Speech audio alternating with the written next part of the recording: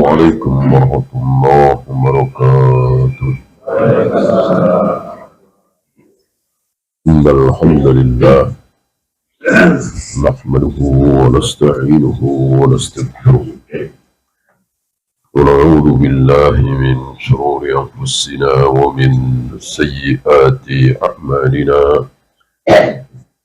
Man yahdihillahu fala mudilla lahu ومن يضلل فلا هادي له.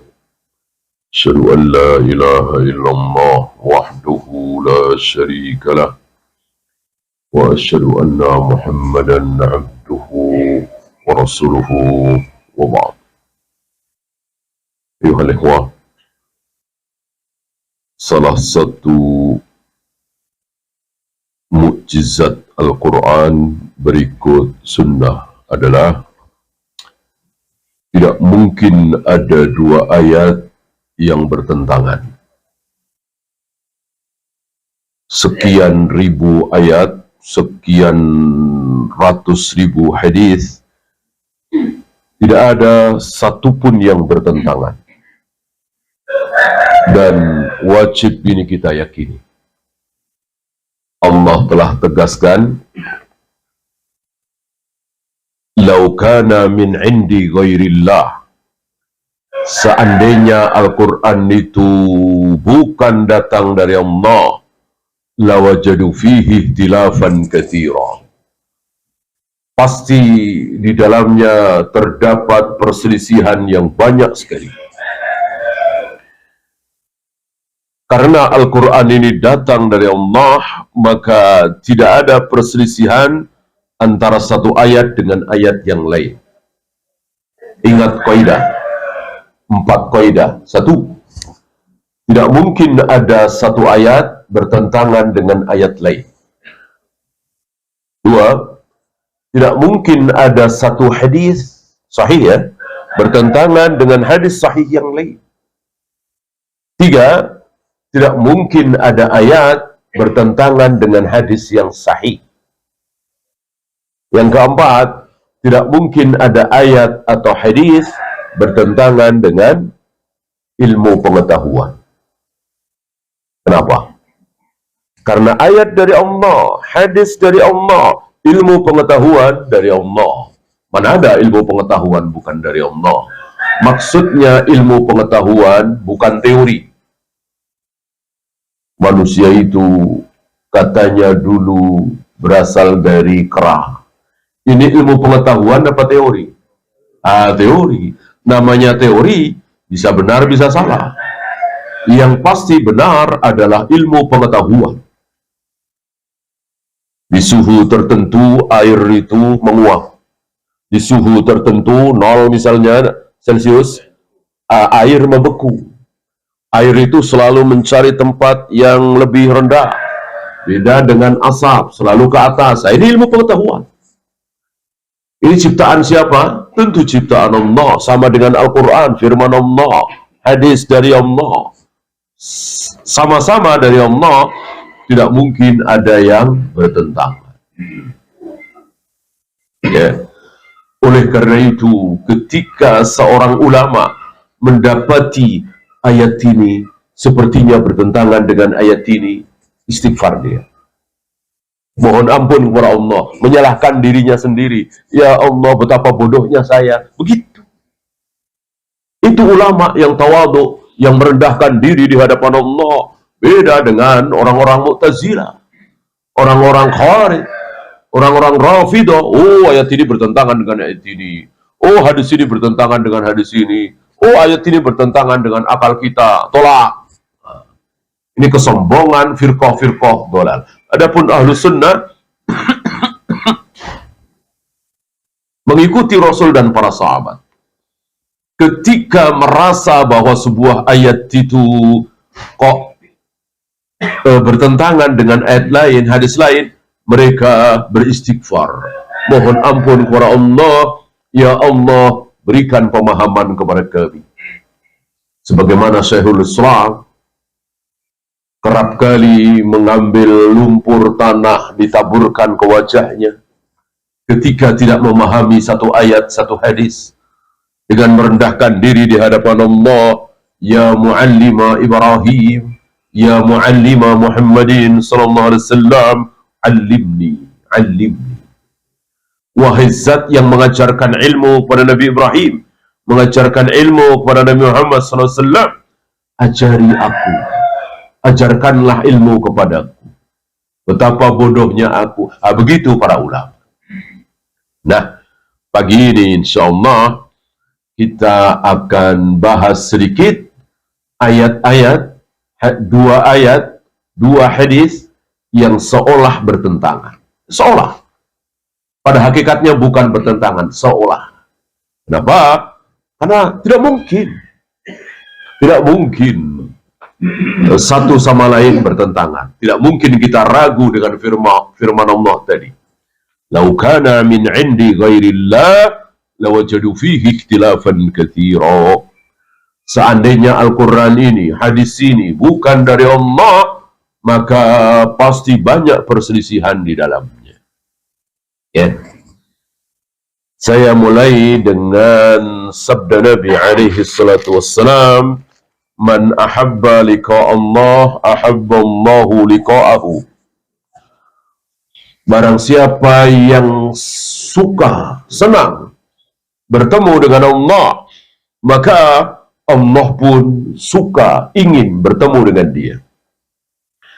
Barang siapa yang benci, tidak mau bertemu dengan Allah, maka Allah pun gak sudi ketemu dengan dia. Hadis ini seolah bertentangan. Dengan apa? Ketemu dengan Allah itu apa sih? Mati. Bertemu dengan Allah adalah mati.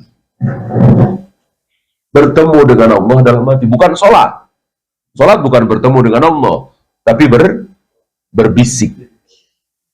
Berbisik, bermunajat. Ya. Bertemu dengan Allah, mati.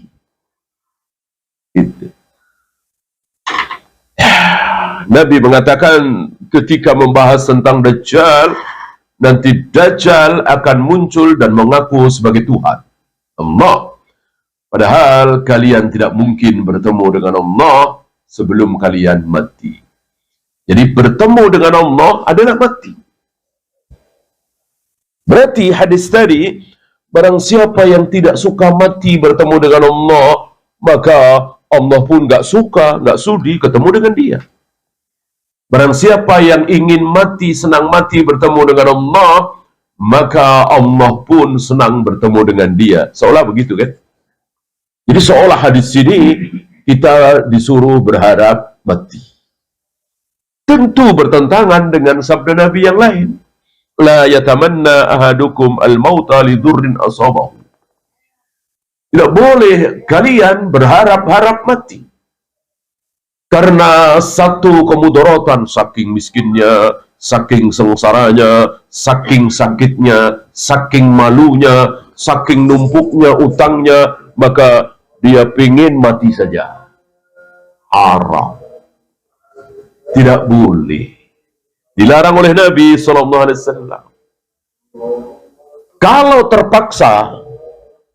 terpaksa sudah tidak ada jalan lain, dan ini bukan masalah dunia ya, terlilit hutang, malu, sengsara, miskin, bukan. Tapi takut terjerumus ke dalam kekufuran, takut terjerumus ke dalam kesyirikan, takut terjerumus ke dalam bid'ah. Karena orang sekitar kafir semua, musyrik semua, bid'ah semua. Lalu dia tidak bisa meninggalkan tempat itu. Kalau dia terus berlama-lama, besar kemungkinan dia akan terkena syubhat, karena dia orang lemah, orang kecil, nggak bisa apa-apa. Di saat seperti itu boleh. Boleh. Itu pun harus diawali dengan permohonan hidup. Ya Allah, seandainya ya hidup itu lebih baik bagiku. Allahumma in kana al-hayatu khairan li. Seandainya hidup itu baik bagiku, maka hidupkanlah aku. Ya, tapi seandainya mati itu lebih baik bagiku, matikanlah aku. Itu maksimal. Maksimal, tidak boleh lebih dari itu. Di balik misalnya, seandainya mati itu lebih baik bagiku, ya Allah, matikan aku. Seandainya hidup lebih baik bagiku, ya Allah, hidupkanlah aku. Di balik nggak boleh. Tetap harus hidup dulu. Apalagi kita cuman satu pilihan. Ya Allah, sepertinya mati itu lebih baik bagiku. Matikanlah aku, ya Allah. Nggak boleh. Allah Maha tahu, kita nggak tahu apa-apa. Ya. Dan itu sekali lagi karena subhat, karena kekufuran. Bukan karena kemiskinan, bukan karena terlilit hutang, dan seterusnya.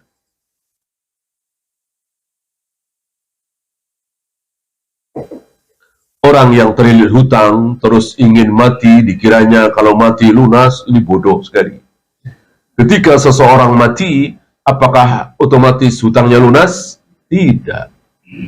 Tidak. Ketika seseorang mati, maka sedikit banyak kan meninggalkan harta. Harta itulah dipakai untuk membayar hutang. Mimba di wasiyatin yusobiha audain. Setelah hutang dibayarkan, setelah wasiat ditunaikan, kalau masih ada sisa harta, baru dibagi waris. Kalau nggak ada sisa harta, nggak ada pembagian waris. Terus bagaimana kalau hartanya kurang? Hutangnya 100 juta, hartanya cuma 40 juta. Ditombokin, ditambahin oleh anak ahli waris. Kan begitu. Jadi tidak mentang-mentang mati, kemudian hutang lunas. Ya.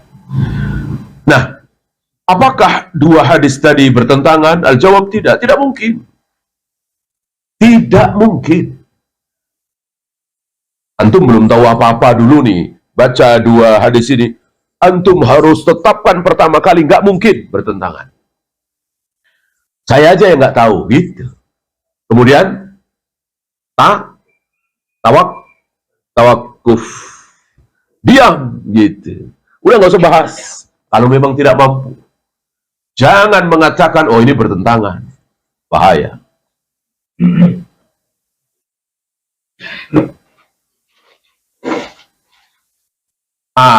Bagaimana letak tidak bertentangannya? Padahal dua hadis tadi kan jelas. Yang satu mengatakan jangan berharap-harap kematian. Yang satu mengatakan barang siapa yang tidak ingin mati, tidak ingin bertemu dengan Allah, Allah pun gak suka bertemu dengan dia. Gak sudi. Kalau dia ingin bertemu dengan Allah, pengen cepat-cepat ketemu Allah mati, Allah pun pengen cepat-cepat ketemu dia. Laqad tala syauqul abrari ila liqa'i fa ana ila liqa'ihi ahabbu syauqa. Orang yang rindu pengen cepat-cepat ketemu denganku, aku pun lebih rindu pengen cepat-cepat ketemu dia. Ya. Gimana ini menjamaknya? Bagaimana ini menjamaknya? Antum tahu para ulama ketika berhadapan dengan dua dalil yang seolah bertentangan, maka ada dua cara, ada dua metode. Yang pertama, thariqatul jam'i, yang kedua, thariqatul tarjih. Thariqatul tarjih tidak boleh ditempuh sebelum menempuh thariqatul jam'i, menjamak. Bagaimana menjamak dua hadis ini, dua riwayat ini? Jawabnya masalah waktu. Jawabannya cuma masalah waktu. Kapan kita tidak boleh berharap-harap mati? Kapan kita tidak boleh minta mati? Ketika segar bugar. Ketika dalam keadaan seperti kita sekarang ini. Kapan kita disuruh cepat-cepat pengen ketemu Allah, cepat-cepat mati? Kapan? Indal gargara. Ketika nyawa kita sudah di kerongkongan. Di saat itu, siapa yang nggak mau mati, celaka dia. Di saat itu, ketika dia pengen cepat-cepat mati, pengen ketemu dengan Allah segera, bahagia dia. Gitu. Ya. Maka tentu ini tidak bisa direkayasa. Ini betul-betul karunia dari Allah. Kita hanya bisa berdoa memohon kepada Allah supaya ketika indal ghargharah, saat nanti nyawa kita sudah di kerongkongan, kita ingin cepat bertemu dengan Allah. Itu ciri-ciri orang yang bahagia. Seorang muslim, seorang mukmin, ketika nyawa sudah di kerongkongan, nggak mungkin balik lagi. Ya. Dan dia pasti tahu, pasti mati. Ya. Mau muslim, mau kafir, mau ahlu sunnah, mau ahlul bidah, ketika gorgoroh, sudah tidak bisa berbuat apa-apa lagi. Sudah yakin bahwa pasti mati. Beda ketika pistol nempel di kepala, ketika pedang sudah nempel di leher, ya, ketika macan, harimau, buaya sudah menyerang kita, belum tentu bisa mati, bisa tidak. Adapun gorgoroh, pasti mati, nggak mungkin gagal, nggak mungkin diundur. La yastakhiruna sa'atan wa la yastaqdimun. Ajal itu tidak bisa maju sedikit pun, tidak bisa mundur sedikit pun. Pas. Ya. Tahunnya, bulannya, tanggalnya, jamnya, menitnya, detiknya. Bahkan mungkin Allah mempunyai satuan yang lebih kecil dari detik. Ya. Kita mungkin nggak ada yang lebih kecil dari detik. Ya.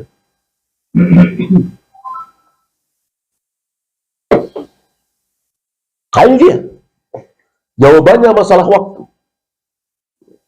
Kapan kita disuruh cepat-cepat mati, ingin segera bertemu dengan Allah, yaitu ketika gorgoroh. Oleh karena itu, ketika kita membawa mayat, mengusung jenazah, disuruh pelan-pelan, apa buru-buru? Buru-buru. Cepat-cepat. Ya. Nah, termasuk ketika ada saudara kita, teman kita, tetangga kita meninggal, segera dikuburkan, apa boleh ditunda-tunda? Segera. Dari menghembuskan nafas terakhir meninggal sampai dikuburkan 5 jam, bagus. 4 jam, lebih bagus lagi. 3 jam, lebih bagus lagi. 2 jam, lebih bagus lagi. Makin cepat, makin bagus. Kata Nabi, kalau dia orang baik, agar segera mendapatkan balasan kebaikannya. Kalau dia orang buruk, kafir, maka agar kalian terbebas dari keburukannya. Rupanya, keburukan itu masih ada, walaupun dia sudah mati. Maka cepat-cepat dikuburkan. Ya. Dan mayat itu, ada riwayat kan? Mayat itu teriak ketika melihat jasadnya diusung. Kan berpisah tuh. Antara ruh dengan jasad kan berpisah ya. Ruhnya itu melihat jasadnya. Jasad ditinggal ruh, ya udah nggak bisa ngapa-ngapain ya kan. Nggak bisa melihat, nggak bisa mendengar, nggak bisa bergerak, dan seterusnya. Ketika ditinggal oleh ruh. Ruhnya itu yang berteriak. Cepat bawa aku, cepat bawa aku. Gitu. Sebaliknya, ketika dia orang kafir, ahli maksiat, dia teriak, celaka, hendak dibawa kemana aku? Ketakutan luar biasa. Taulah kita jawabannya antara dua hadis, dua dalil yang seolah bertentangan ini. Ya, walillahilham, para ulama sudah mendapatkan jawabannya. Ini kan bukan karangan saya ya. Jadi para ulama yang menemukan, bahkan kalau diruntutkan dari pertanyaan Aisyah, yang pertama kali mau rasa bahwa dua dalil ini bertentangan siapa? Aisyah ya. Ketika Nabi mengatakan man ahabba liqa Allah ahabba Allahu liqa'ahu, barang siapa yang ingin segera bertemu dengan Allah, Allah pun ingin segera bertemu dengan dia. Ya Rasul, tanya Aisyah, bukankah bertemu dengan Allah itu mati? Bukankah kita tidak boleh ingin cepat-cepat mati? Bukankah engkau melarang kita minta mati? Kenapa kok senang bertemu dengan Allah, senang mati, Allah pun senang ketemu dengan dia. Jawabannya itu. Ketika goro-goro, ketika waltafatis saq bisak, ketika betis ketemu betis, ini menunjukkan betapa sakitnya sakaratul maut itu, sampai dikatakan betisnya itu ketemu, menunjukkan rasa sakit yang luar biasa ketika sakaratul maut. Di saat itulah kok kita ingin cepat-cepat mati, bahagia kita. Sebagaimana Nabi SAW.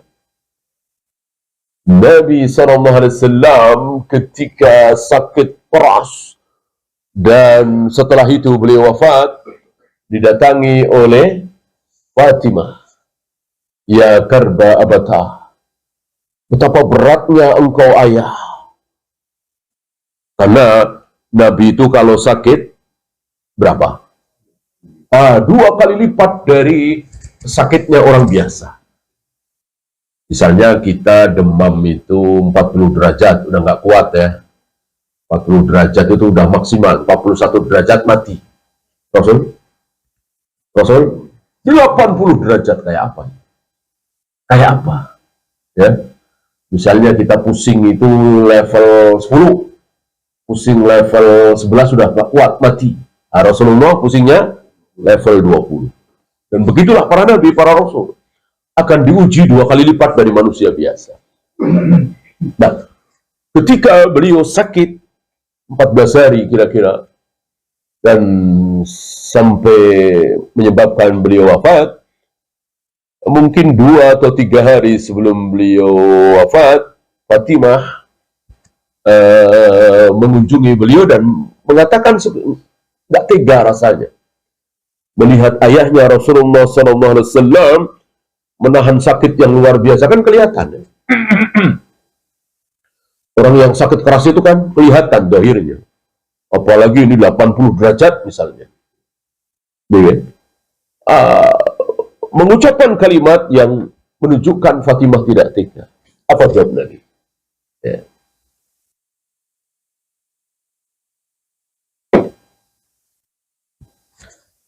Wala karba li abika ba'dal yawm. Setelah hari ini, ayahmu tidak akan menderita lagi selama-lamanya. Oh, lihat. Penuh dengan harapan. Ya. Dan Nabi kan ditawari. Semua para nabi, para rasul, ketika ajal itu sampai, ketika malaikat maut hendak mencabut nyawanya, malaikat maut diwajibkan oleh Allah untuk memberikan pilihan.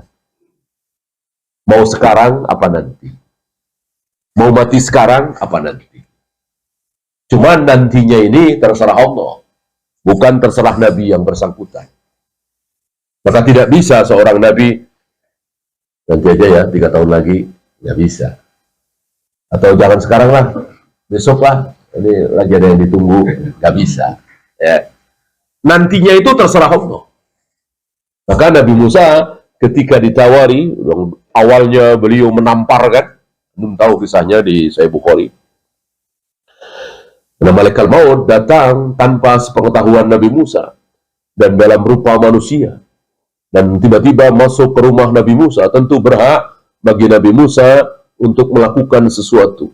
Sama dengan kita, ketika ada orang tidak dikenal tiba-tiba masuk ke rumah kita, maka kita berhak membunuhnya. Nah, maka apa yang dilakukan oleh Nabi Musa itu hak tampar kan, dan seterusnya berakhir dengan tawaran. Mau sekarang apa nanti? Nantinya kapan? Masih ingat? Nabi Musa disuruh meletakkan telapak tangannya di seekor sapi lembu, bukan kambing ya. Kalau kambing masih nggak terlalu banyak. Ini sapi lembu, bulunya kan kecil-kecil banyak. Berapa bulu yang tertutup oleh telapak tanganmu? 1 bulu 1 tahun. Oh, numpuk-numpuk kan bulu lembu sapi. Kalau misalnya yang tertutup oleh tangan beliau itu 10.000, ya 10.000 tahun lagi baru mati. Gemetar Nabi Musa, kayak apa?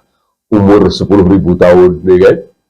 Kita umur 80 tahun aja udah makan nggak enak, tidur nggak nyenyak, gini salah, itu salah, ngulet aja kecengklak, ya kan? Nah, namanya juga udah umur, ya kan? Umur nggak bisa dibohong. Oh, gemetar Nabi Musa. Maka Nabi Musa mengatakan sekarang saja. Sekarang saja.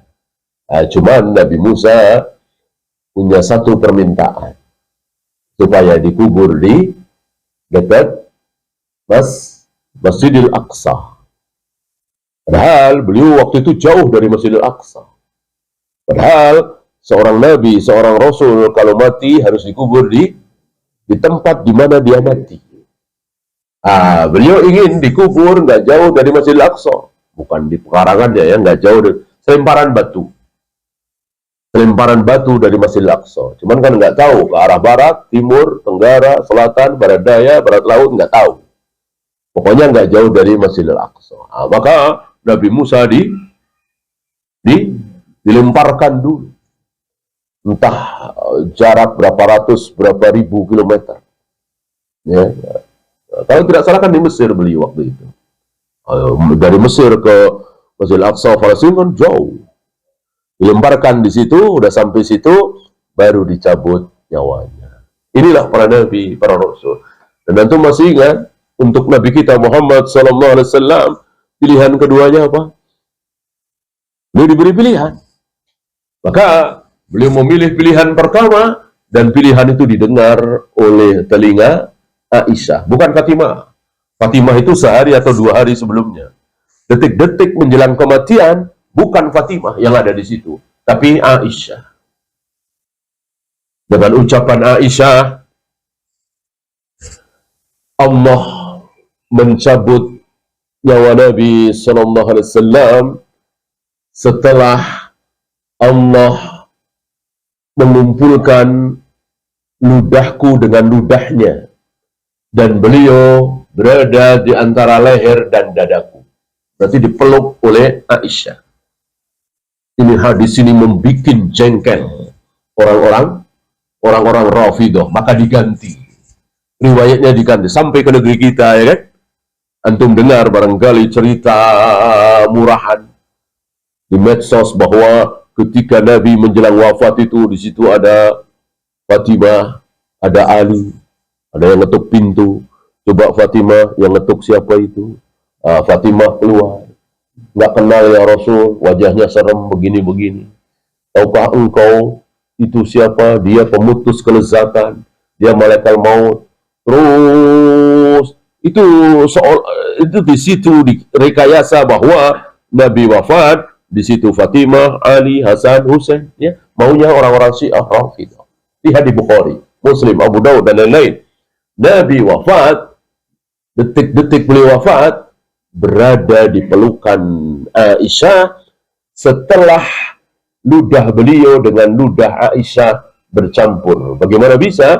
Yaitu ketika Rasul sedang bersama dengan Aisyah dalam keadaan lemah, ya, sebentar lagi wafat, datang Abdurrahman, abangnya Aisyah, Abdurrahman bin Abu Bakar, membawa siwak. Ya, benda yang biasa dibawa oleh orang-orang Arab, para sahabat, siwak kemana-mana, ya kan? Nabi melihat siwak ke arah siwak itu, tapi sudah tidak bisa bicara apa-apa. Aisyah faham bahwa Nabi ingin bersiwak.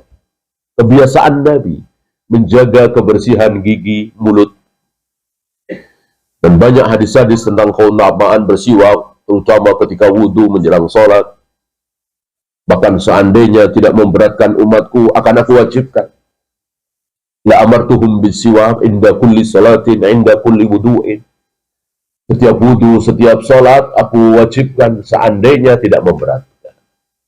Maka siwak itu diambil oleh Aisyah. Siwak yang dipegang oleh abangnya itu, Abdurrahman, dipegang oleh Aisyah, lalu biar lembut, digigit-gigit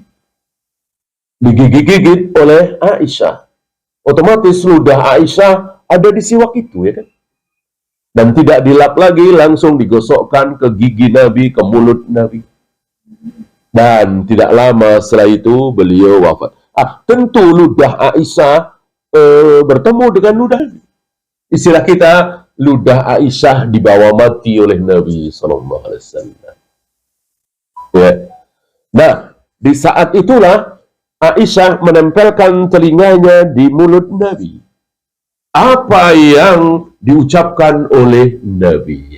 Di situ Aisyah faham Nabi memilih pilihan pertama dengan mengucapkan Allahumma ar-rafiqul a'la, Allahumma ar-rafiqul a'la, Allahumma ar-rafiqul a'la. Ya Allah teman tertinggi, ya Allah teman tertinggi, ya Allah teman tertinggi. Ada dua tafsiran tentang hal ini. Siapa yang dimaksud dengan teman? Jibril dan Mikail. Tafsiran kedua, Allah itu sendiri. Saking sikohnya kepada Allah, saking besarnya harapan kepada Allah, sampai disebut sebagai teman. Artinya Allah akan memberikan yang terbaik kepada Nabi SAW. Setelah sebelumnya beliau penuh dengan ketakutan. Jangankan azab, gempa, tsunami, angin puyuh, begitu gelap saja langit, ketakutan beliau. Terbayang beliau bagaimana Allah hancurkan kaum Ad, kaum Samud di negeri Aikah, umatnya Nabi Lut, umatnya Nabi Nuh. Beliau ketakutan. Beliau tidak merasa aman dari azab Allah. Tidak seperti kita. Tidak seperti kita. Nggak ada rasa takutnya. Seolah merasa aman. Nabi sepanjang hidup beliau tidak merasa aman. Penuh dengan ketakutan. Bentar-bentar memohon kepada Allah, istighfar kepada Allah, jangan azab kami ya Allah, jangan timpakan kepada kami sebagaimana yang Engkau timpakan kepada umat-umat terdahulu. Penuh ketakutan. Begitu sakaratul maut, menjelang kematian, justru beliau merasa aman seaman-amannya. Sikoh sesikoh-sikohnya bahwa Allah pasti akan memberikan terbaik kepada beliau, sampai beliau katakan kepada Fatimah tadi, ya, la karbali abika ba'dal yaum. Setelah hari ini ayahmu tidak akan menderita lagi selama-lamanya. Ya. Itu yang sahih. Adapun ummati an-nisa as-salah ini tidak sahih. Ini yang sahih. Allahumma ar-rafiqul a'la. Ya. Nah, apa pilihan kedua? Kalau Nabi Musa kan tadi pilihan keduanya mungkin sekitar 10.000 tahun lagi dengan menempelkan telapak tangan di seekor lembu. Adapun Nabi Muhammad SAW, pilihan keduanya adalah hari ini masih hidup. Seandainya beliau memilih pilihan kedua, maka hari ini beliau masih hidup. Karena pilihan keduanya bahwa beliau akan dimatikan bersama umat beliau terakhir. Insya Allah kita bukan umat beliau terakhir ya. Masih ada anak, cucu, cicit. Mungkin anaknya cicit, cucunya cicit, cicitnya cicit. Entah berapa ratus tahun lagi. Umat terakhir. Orang Nabi Isa belum turun. Ya'jud Ma'jud belum muncul. Dajjal belum muncul. Insya Allah kan masih lama. Ya. Nah, Rasulullah masih hidup. Seandainya beliau memilih pilihan kedua, tapi rugi bagi beliau. Bagi kita semua senang, tapi bagi beliau rugi. Kan hidup beliau luar biasa, penuh dengan cacian, makian, hujatan, dan seterusnya. Maka beliau memilih pilihan pertama, ingin segera bertemu dengan Allah.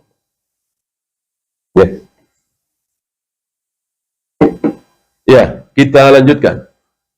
Tadi sudah ketemu ya. Dua hadis ini ternyata tidak bertentangan.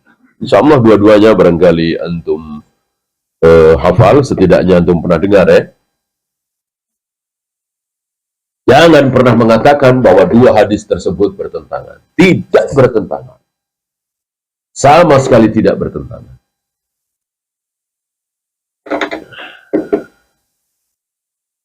Yang kedua, sabda Nabi alaihi salatu wassalam, man lam yaghzu walam yataganna nafsuhu bil ghazwi. Barang siapa yang belum pernah perang. Ini jihad, bukan jihad ya, perang. Goza yaghzu ghazwatan. Kalau jahada yujahidu jihadan, jihad. Bisa perang, bisa bukan perang. Karena melawan hawa nafsu juga jihad. Menyebarkan ilmu di hadapan ahli bid'ah juga jihad. Ini ghaza yagzu ghazwatan, betul-betul perang. Malam yagzu, barang siapa yang belum pernah berperang, kemudian tidak ada keinginan, tidak terbersit di hatinya ingin berperang, ingin berjihad, famata fi syu'batin minan nifaq, lalu dia mati dalam keadaan cabang kemunafikan. Ini bagi seorang muslim yang belum pernah berperang seperti kita barangkali. Kita rata-rata, mayoritas, mungkin hampir semua kita belum pernah berperang kan? Melawan orang kafir, jihad. Tidak seperti sahabat, tabi'in, atba'ut tabi'in. Hampir mereka semua berjihad, berperang. Kita belum. Lalu kita tidak ada keinginan untuk berjihad. Gak ada cita-cita, gak ada keinginan untuk berjihad. Lalu mati, maka dia mati dalam keadaan di dalam cabang kemunafikan. Maka keinginan jihad itu harus ada di hati kita, walaupun sampai mati kita belum pernah berjihad. Ya, harus terus ada. Mudah difahami hadis ini. Nah, sekarang kita lihat hadis lainnya yang seolah bertentangan. Dan hadis ini disabdakan oleh Nabi di hadapan pasukan yang sebentar lagi akan berperang. Apa? La tatamannau liqa'al adu. Jangan kalian berharap-harap ketemu musuh. Jangan kalian berharap-harap ketemu musuh. Ini kan bertentangan tadi. Tadi katanya kita suruh bercita-cita berperang. Sekarang kita jangan berharap-harap ketemu musuh. Padahal saat berperang, ini Nabi sabdakan di hadapan pasukan yang sebentar lagi akan bertempur. Di mana jawabnya, menjamaknya sama dengan tadi. Masalah waktu. Masalah waktu. Sekarang waktu di mana di diri kita, di hati kita harus ada keinginan untuk berperang sekarang ini. Karena kita bukan pasukan, kita tidak sedang berhadapan dengan musuh, gitu. Nanti ketika kita sudah siap dengan pedang, siap dengan senjata, sudah pakai peralatan perang, musuh sebentar lagi datang, kita justru jangan berharap ketemu musuh. Aneh kan? Loh, berharap apa? Gitu. Kalau nggak berharap ketemu musuh, berharap apa orang ini mau perang? Ini yang banyak tidak paham. Apa maunya Nabi? Berharap apa? Berharap itu musuh pada apa? Ayo. Pada masuk Islam. Karena perang bukan tujuan. Tujuan utama dalam jihad itu mengajak orang-orang kafir, para musuh itu masuk Islam. Kalau masuk Islam jadi perang apa tidak? Ya enggak lah. Masuk perang sesama muslim. Itu. Jadi ketika pedang sudah siap, peralatan sudah siap, dan apa istilahnya kita sudah berada di atas angin lah, jumlah kita banyak, mereka sedikit. Kok enggak jadi perang karena mereka pada masuk Islam? Alhamdulillah. Jangan kecewa ya, udah siap-siap nggak jadi perang. Yuk pada masuk ke Islam sih, ya nggak jadi perang. Ini udah siap, udah gatal mau nembak, udah gatal mau mancung leher misalnya, kan banyak laki-laki yang seperti itu ya kan? Ya banyak lah, karena memang dia luar biasa fisiknya, latihan olah senjata, dia mahir, dia ingin praktekkan kemahirannya itu. Nggak jadi. Karena musuh pada masuk Islam, kecewa. Ya nggak boleh begitu. Justru senang. Itu yang dimaksud. Itu yang dimaksud. Di sinilah. Maka tidak boleh memahami sabda Nabi itu semau kita. Nggak mungkin sabda Nabi dengan sabda Nabi yang lain bertentangan. Nggak mungkin satu ayat dengan ayat yang lain bertentangan. Nggak mungkin ayat dengan hadis bertentangan. Nggak mungkin ayat dengan hadis dengan ilmu pengetahuan bertentangan, sebagaimana 4 kaidah awal tadi.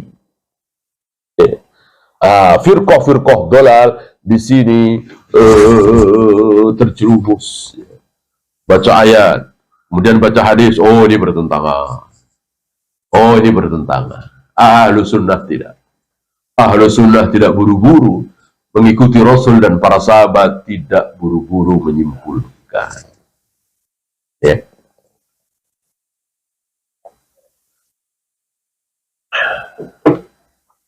Satu lagi.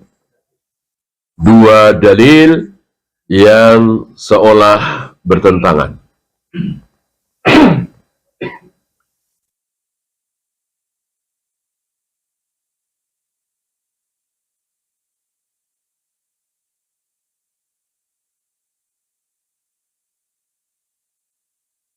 La adwa wala tiyarata wala hammata wala safara.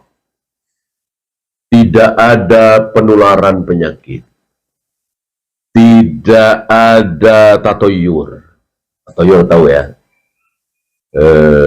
Saya sial gara-gara saya tinggal di sini. Saya sial, saya bangkrut gara-gara baju yang selama ini saya pakai. Saya sial, saya hancur gara-gara saya nikah dengan dia. Ini tatoyur, haram, syirik. Kata-kata Nabi, "Lau kana syu'mu fa fi thalatha", seandainya kesialan itu ada, maka ada di 3 hal. Jangan lupa, seandainya.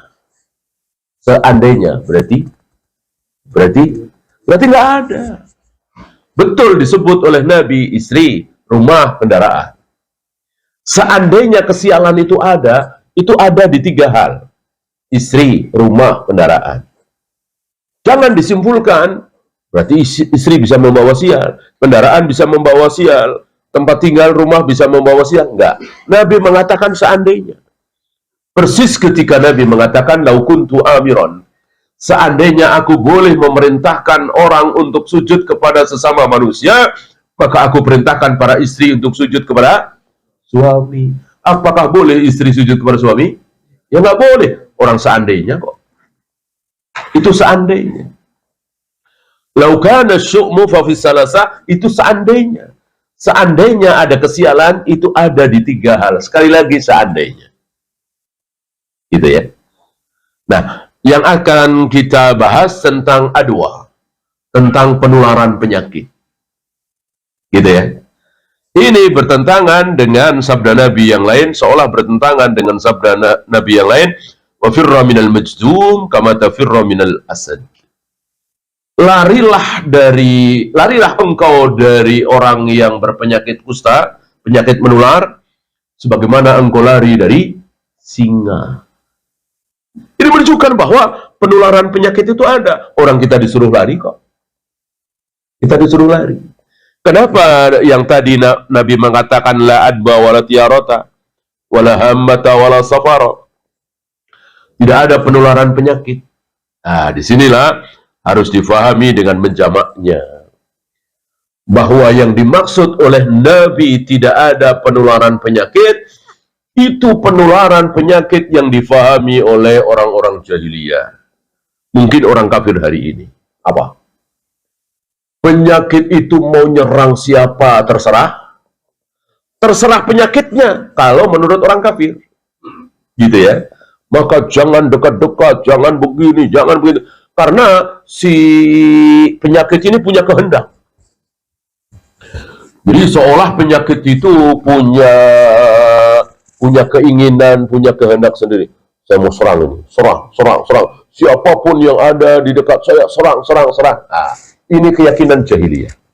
Ini ditentang oleh Nabi SAW bahwa penularan itu ada, tapi atas kehendak Allah.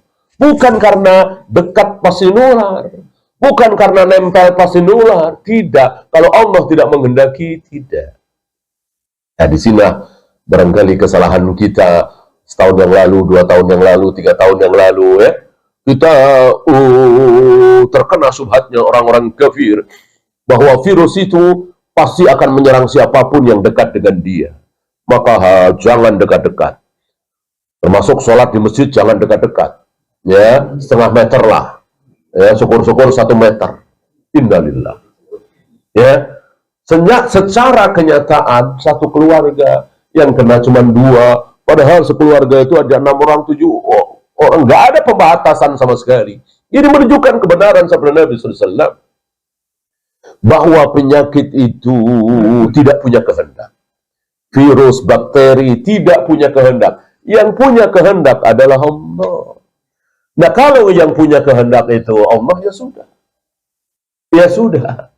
Kenapa mesti melakukan sesuatu yang berlebihan? Nah, kecuali kelihatan tuh singa, jangan ke situ. Tuh ular berbisa, jangan ke situ. Tuh buaya, jangan ke situ. Ini kan nggak kelihatan.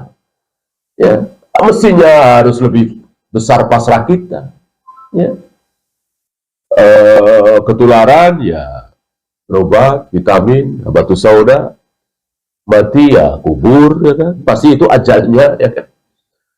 Seandainya virus nggak ada, misalnya tercatat, taruhlah di negeri kita yang meninggal 100.000, ya, karena COVID itu. Seandainya Allah takdirkan nggak ada COVID, nggak ada virus di tahun kemarin itu 100.000 orang sekarang masih hidup, apa memang sudah mati? Udah mati, nggak mungkin masih hidup. Ya kan, ajal yang menyebabkan 100 orang itu meninggal, ajal. Adapun bakteri, virus itu sarana saja, penyebab saja, asbab saja. Intinya bahwa ajal telah datang. Ketika seseorang mati, maka yang harus ada di diri kita adalah ajal telah sampai. Ya. Maka kita suka nanya, emang sakit apa? Emang kenapa? Itu tambahan saja. Itu tambahan saja. Kalau nggak usah dibahas, saya kira lebih baik. Ya. Mau sakit, mau nggak sakit, memang dia harus mati hari itu, jam itu, detik itu. Nggak mungkin mundur, nggak mungkin maju. Ja'a ajaluhum la yastakhiruna sa'atan wa la yastaqdimun. Ketika ajal seseorang itu sudah datang, maka sedetik saja tidak bisa mundur, tidak bisa maju. Ya. Jadi apakah bertentangan dua sabda Nabi tadi? Tidak. Memang ada penularan penyakit. Memang ada. Dan ketika kita berusaha menghindar, lakukan. Kita bisa berusaha menghindar. Orang jelas itu kelihatan, kustanya di situ orangnya, ya kita menghindar. Tapi kalau memang tidak bisa, ya bagaimana? Orang ketemu orang nggak ada tanda-tanda apa, gimana suruh menghindar? Ya, maka lebih besar pasrahnya. Ya, dalam hal ini sepertinya orang-orang kampung yang nggak berpendidikan, tapi nggak kena subhat orang-orang kafir, lebih selamat. Ya, ke pasar ya ke pasar, ke masjid ya ke masjid, sakit ya diobati, mati dikubur, selesai. Sholat ya sholat seperti biasa, lurus rapat. Ya, sebuah keburukan. Sholat begitu renggangnya, apalagi masjid-masjid ditutup, Jumatan tidak ada, kayak apa, keburukan yang luar biasa. Sementara nggak ada apa-apa gitu ya. Artinya tidak kelihatan itu, kecuali jelas tuh di masjid penuh dengan ular berbisa, ya jangan ke situ lah. Nggak usah berjamaah di masjid, orang kelihatan. Ini nggak kelihatan. Maka harus lebih besar pasrahnya kepada Allah Rabbul Alamin. Wallahu a'lam. Ya, itu saja. Ada pertanyaan? Silakan.